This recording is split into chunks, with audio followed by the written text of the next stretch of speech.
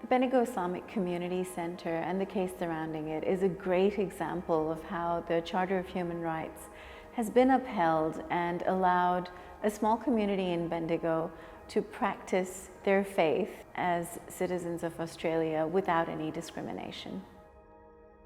We're building this in 3 stages, and the next stage is laying down the actual site for the mosque, which has begun, which is really, really exciting for us. We're just trying to find a space where we can all hang out. Essentially, that was the idea behind it. So in about 2015, a series of unfortunate events unfolded in Bendigo. There were people who were shouting, racial slurs. There was a lot of hate being spewed at these riots. It was a very angry mob, and that's what it was. It was a mob. My understanding is that they were protesting, the building of a mosque, but what it signified was more than that. It was intolerance. And what started off as something really small turned into something really, really ugly.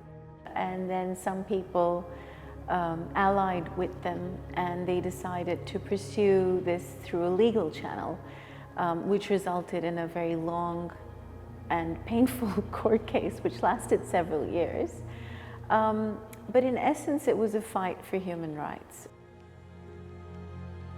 It went to the highest court of appeal, and the opposition lost, which we're very grateful to our lawyers. And, I'm truly happy that we live in a country like Australia and a state like Victoria where, human rights can be upheld and the Charter of Human Rights is upheld. While a lot of us see the ugliness surrounding this case and the rioting and the infamy that it brought to Bendigo, what we saw as a result of this, and the silver lining in all of this, was how the town of Bendigo banded together and united as one voice to say that we will not tolerate this.